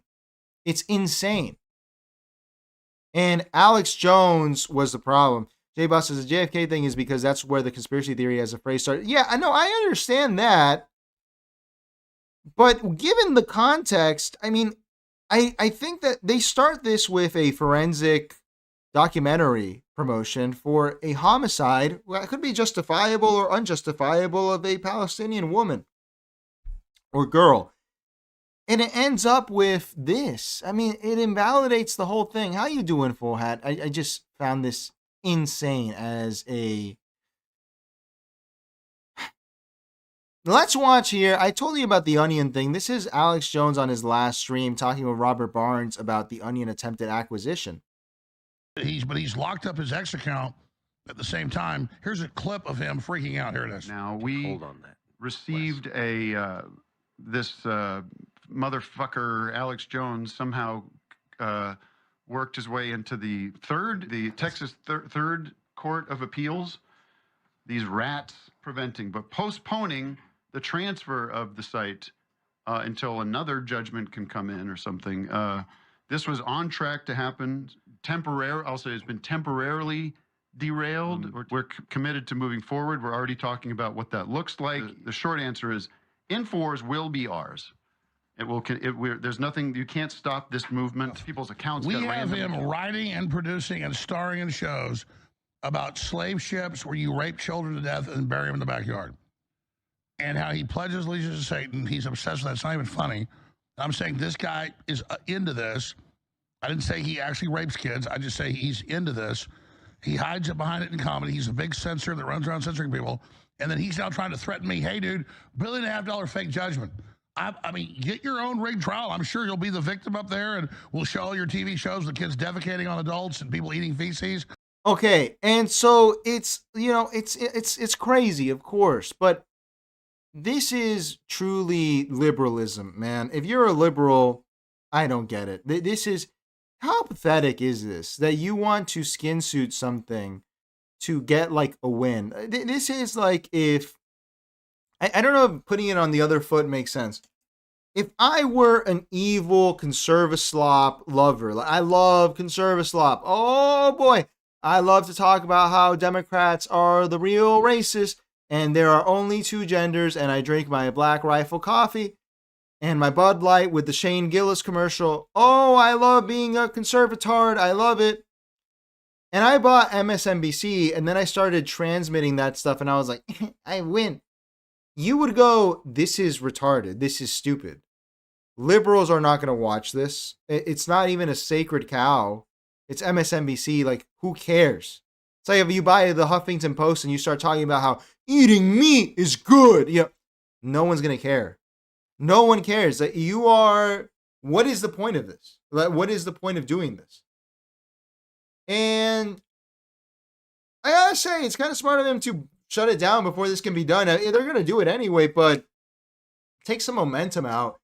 I just find this so silly. So, you know, I hate this about liberalism is that they've run out of steam. The creativity is gone. Like any creativity left is going to be found on the edges. You know, unfortunately, you know, there's no Steve Jobs liberals anymore. Like that was cool. That liberalism now is Tim Heidecker arguing over the Infowars intellectual property so that he can make it a trans satire show. It's so silly. It's like straight out of 2004. What, you're gonna hire Stephen Colbert to do it too? Like, what are you doing? What are you doing? Where is the love? Where is the creativity? I love liberalism. I do. I really do love liberals. I love they make good coffee and they.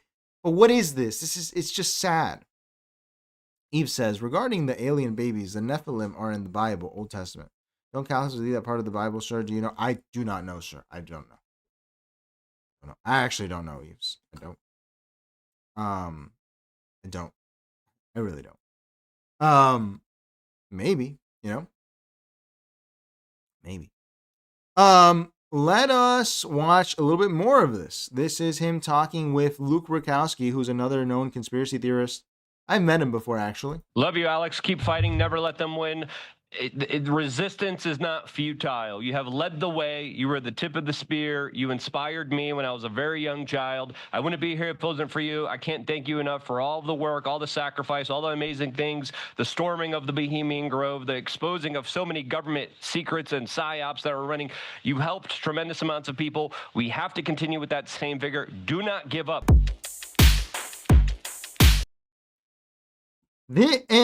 This is the transition that we're using here to show you he just started this, AlexJonesLive.com. He has an app. He has an app now where he's going to continue the same show. He just changed the name. And in theory, they can seize this for money, but he can still functionally do the same thing. This is where I'm not understanding what the point of this whole thing was. You sued Alex Jones. Now he owes you money. Very cool. Okay, it's non-dischargeable. It's like a giant student loan, $1.5 billion. But he can still do the show. He can still say whatever he wants. Very cool. Okay, so what was the point of any of this? Like, what was the point of this? Alex Jones is interviewing one of my least favorite people, Myron Gaines, and he's going to keep doing this on the Alex Jones app. So what was the point of this?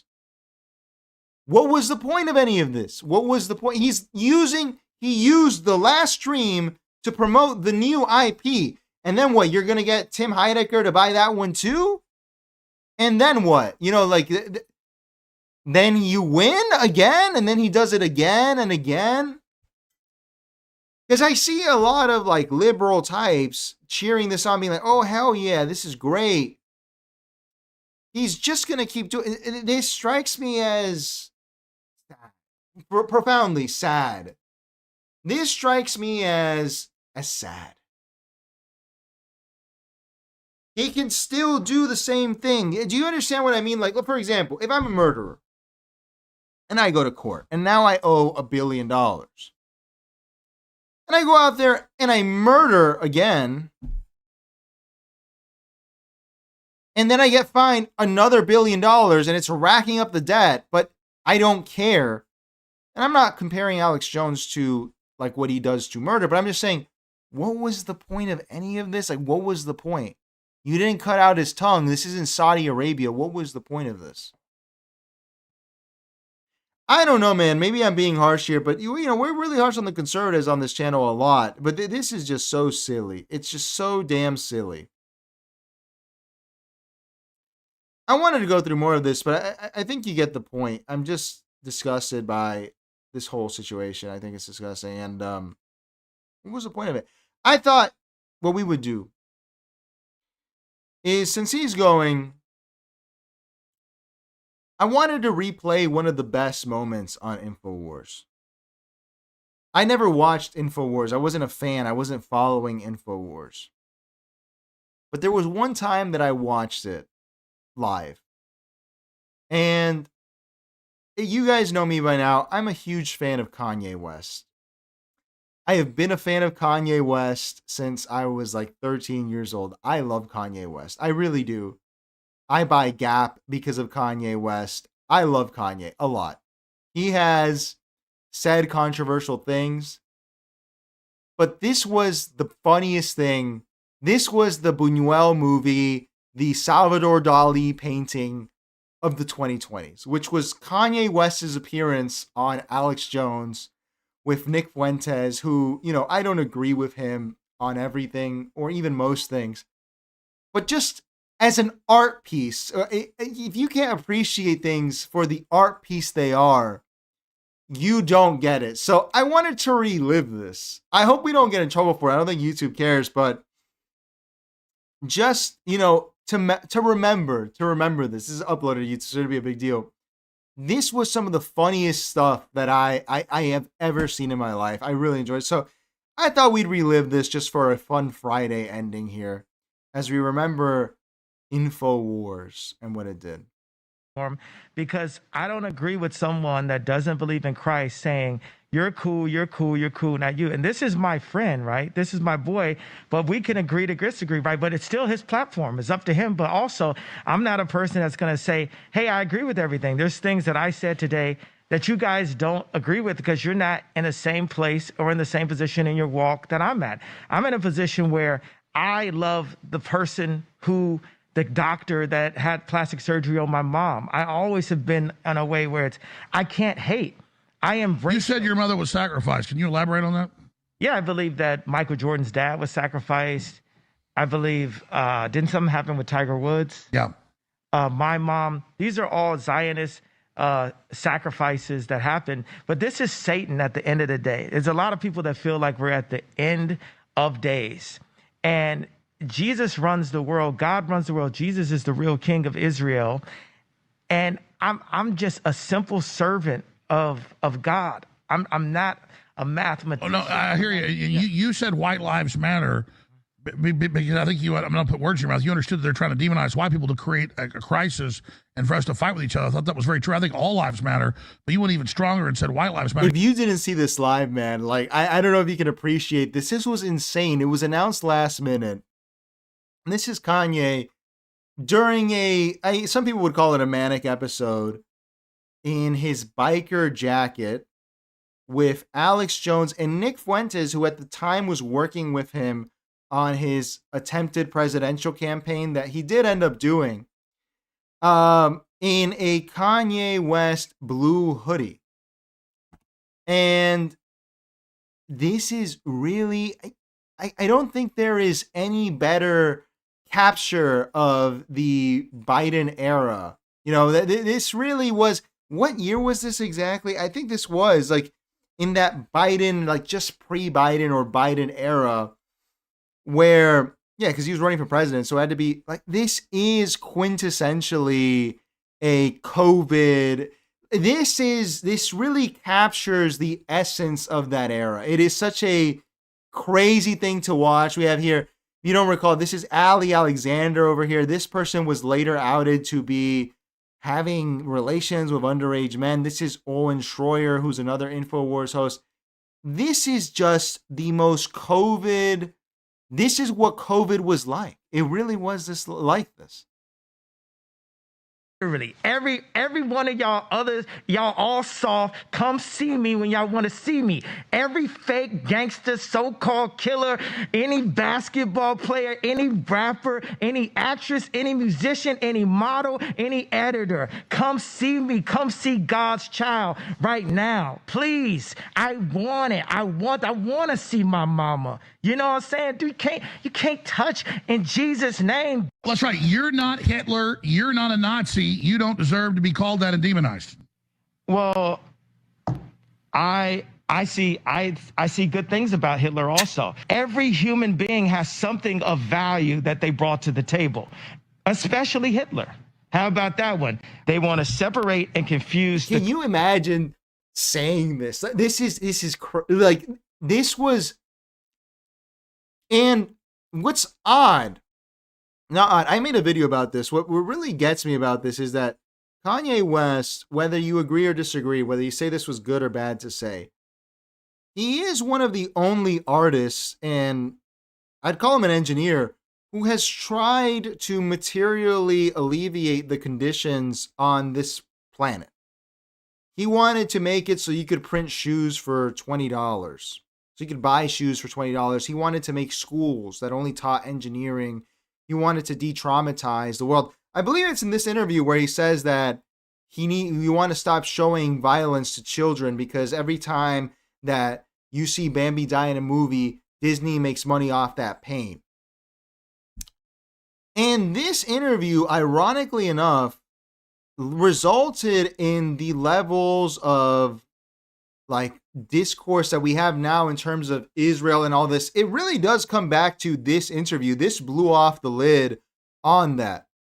And for better or worse, and so in a lot of ways worse, a lot of ways I guess better. I don't know. I don't have a strong opinion on the subject, but regardless, this got him so canceled. They got his Gap deal removed, his Adidas deal removed. And that is the frustrating part about it, where despite all of the, like how you feel about this, I'm telling you, dude, buy at Gap. He's not involved anymore. There's no moral quarrel for you. Is that quarry. There's no moral quarry for you anymore. He made them switch to 100% cotton for most things. This is a crazy genius man. And he said this, and nowadays what he said compared to what you find on Elon Musk's app on the daily, where you can't scroll without seeing some insane post about how Hispanics are evil and, I don't care. I'm a thick-skinned guy or whatever, but I see it all the time. It's like, fine, you're entitled to that opinion. I'm just saying 10 years ago, you would have gotten booted for saying that. This all comes back to this interview. And it's crazy. It is crazy. It's crazy. Forehead says, where are the individuals that started this channel? They are no longer with this channel. Just saying. I don't know what you're referring to, man. Christians and make us afraid to stand next to each other. A Christian can stand next to anyone. We can go visit R. Kelly in prison. We can go talk to Harvey Weinstein. That's what Jesus did. Yes, because Jesus can save everyone. You put on the whole armor of God and they will not be able to break your spirit. Okay, so I played those clips. It's unfortunate because the little compilation is good, but it's hard to find the full interview now. It's very difficult to find. It was such a funny time, dude. Like, it was crazy. This was like 9/11 for me. I remember where I was, what I was doing. I had my iPhone 11, I think, and I put it on. I think I streamed it off of Rumble. Someone was restreaming it. And I was like, there's no way he's going on there. That's fucking crazy. This is insane. And I mean, we even have it on the soundboard. I had no idea your voice is going to sound like that, Netanyahu. Now, let me see if I can find that. That was such a funny moment when he brought out the net. He brought out a net and a Yoo-hoo bottle. And it was, I remember even like liberals and stuff were like, this is insane. Here it is. We have it actually. This is, it's so dumb, but it's so funny. Like, even if you like Benjamin Netanyahu, it's so stupid that it's endearing and funny. I've got the perfect answer for the ADL.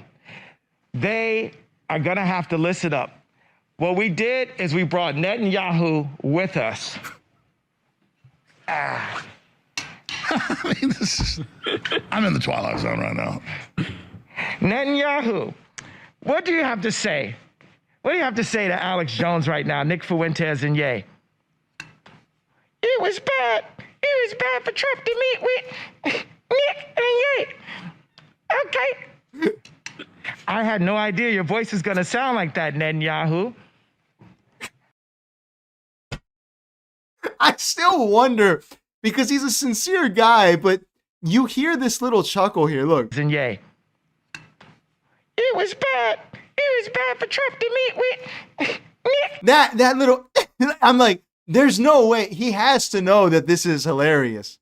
And we can't see his face, so we don't know, but it's so good. This is hilarious.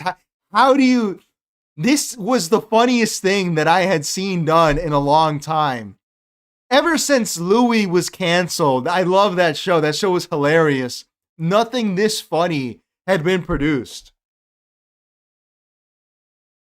I wish I had this interview fully, dude. I'm sure this is like on BitChute or something. This is insane. How? Imagine, because he told the story on the interview. He said, I don't know. I just thought he had a funny name. And that's why I went and I bought a bottle of Yoo-hoo and a net to do this bit on the show. How does that even work, man? How does that work? I mean, let me see if the full thing is here. No, we can't find it. Like, yeah, dude, you can't find it, man. Like, this is really something. Like, I don't know where they put this. It was so funny, man. Oof. Oh my God, dude. What a crazy time. Good for Kanye. I hope he makes a comeback. I see that he's been apologizing for what he said. And I know that's disappointed some people that found him through that, but no. Leave him alone. He has to fucking He has to come back, dude. He has stuff to do. Let me see who's on Bill Maher tonight. Let's see. This should have been aired already. Oh, nice. Brett Stevens. I fucking hate this guy. All right. Very cool. And Gavin Newsom, our king. Gavin Newsom, the future president, is on Bill Maher tonight. Wow. Very excited to see that. All right, everyone. I think we're going to cut the show a little earlier, which is fine. You know, do you need these last 10 minutes? Like, you need me to be on for 10 minutes? I'm tired. I'm sorry. I woke up at 7 a.m. today. And then I had to go to this school to help these damn kids for like 5 hours. It wasn't that bad, but it was, you know, it's tiring. You gotta help these kids, man. I want to see, I'm really tempted to find something that allows me to do it as more than a hobby. I would like to, I don't know. I feel like it'd be a good way to make money too, like this education thing. It's interesting. But I love teaching, man. Teaching is my favorite thing to do. So I enjoy it. But waking up at 7 a.m. sucks, dude. I can't believe they make these kids go to school. Hey, J-Boss, if you're still here, dude, what time does school start over there in Europe? What time do they wake up children? Because they have to be in school here. If you're in high school, you have to be here between the ages of 14 and 18. You have to be at the school at 7:20 in the morning, which I think is bad for your growth. I think that's why it's not good. I think that's why probably Americans are losing height. I think we're probably, my conspiracy theory is that we're losing height. We're lying about the height numbers. That is way too early. Let's catch up with the chat a little bit. Eve says, listen to Nick Fuentes too much. Yay, comprehend 6 paragraphs. 6 paragraphs. I don't know what that means, sir, but yeah, I don't know, because he kind of seems to have cut off Nick Fuentes, but Nick Fuentes always alludes to them having a continuing friendship. You know, J-Boss says, I have no idea, but there's papers that show it's a bad idea to study in the morning for many people. It's not. I am not a morning person. I'm really not. I don't like the morning. But you know what's weird is if I don't get up early in the morning, let's say I wake up, I used to, like when I was younger, have like a crazy schedule. I'd be like, I'm going to sleep at 4 a.m. and I'm waking up at 1 p.m. I was like, it's fine. I get my work done or whatever. But there is something about it getting darker earlier that makes the day psychologically feel shorter. You know? I don't know. I feel like over time, also naturally, I've started to get up a little earlier. But dude, if it were up to me, I'd still be going to sleep at fucking 4 a.m. If I didn't force myself to do stuff, I wear these blue blocking glasses. You know, Eve says high school. What do you mean? Yeah, it's not a great time. Not a great time. But no, today I helped with a high school class recently, but I helped with a elementary school. I just wanted to give back a little bit. You know, no good deed, but it's not really about that. It's also monitoring the situation, to borrow a turn of phrase. I want to see how these kids are. And you know what's crazy? Is the kids are all right. That's the weird thing, is despite all the problems I see in these schools, the kids are all right. In America, you would think these kids are all messed up. They're really not. They're actually okay. I don't know why it works that way, but they are. They don't have racial problems. They don't have gender problems. They don't have religious problems. And maybe it's just an age thing, but I've noticed across the board in high school, I haven't done a middle school, and in elementary schools, they are all having a grand old time. They all get along. They like each other. They have, yeah, sure, they like kind of separate a little bit, like between the boys and girls, like a little rivalry at times, but they all get along. They're all friends. Even more so than when I was a kid, I think. I think when I was a kid, there was a larger gender division. I'm like, these kids are all right. When is it that they become stupid like the rest of us? Where like they're like, oh, I hate you because you're Hispanic. I hate you because you're black. I hate you because you're a woman. You know, why at what point does that happen? Because as kids, even in high school, dude, I see it. They're all right, you know? All right, everyone. I'm gonna go to sleep early tonight. So I appreciate you guys tuning in. Sorry we cut off the show. I didn't mean to edge you, but come on. We've been on time. We've been early all week. I appreciate everyone tuning in. Be sure to like, comment, and subscribe. The most helpful thing you can do, sub to that Patreon. You know, the most helpful thing you could do is subscribe. If you want to go above and beyond, you get on the Patreon. The Patreon helps a lot. Okay? It's $5 a month, 17 cents a day. Helps keep the lights on. I want to see if we build out sets. But I'm not sure, because I do like this background here. We can't do a glitch. I guess we could do a glitch, a digital glitch overlay or something. I like this moving background. You know, I was thinking like it'd be cool to build a set. When we have the funds for it, I'll see if we do it. But I appreciate everyone tuning in. We broke 1.6K this week. Let's do some air horns, which are usually reserved for super chats. 1.6K. I'm very happy to announce that, but we need to get to 2.5, brothers and sisters. That's where we got to go. Have a good weekend. Get out there. Go get yourself a man. Get yourself a woman. Make a bad decision. Have a good time. Get out there. Do something good. Do something fun. Thank you, Aves. I try. I find my Hispanic nature. If it were up to me, I'd be eating a mango under a tree at the beach for the rest of my life. That's what we do. Thank you, J-Boss. Have a good weekend. Thank you. Yes, and you guys, everyone, go out there, have some fun. Go get drunk. Go get in trouble. Go, I don't know. Go make some good decisions, some bad decisions, but go have fun, man. It's the weekend, baby. You got to treasure this precious time before the economy crashes. See you guys next week. I appreciate you tuning in. Goodbye. Change the world. My final message. Goodbye.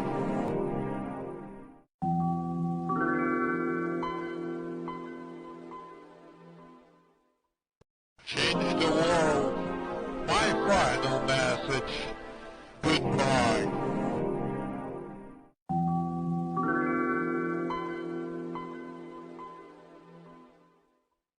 Change the world. My final message. Goodbye.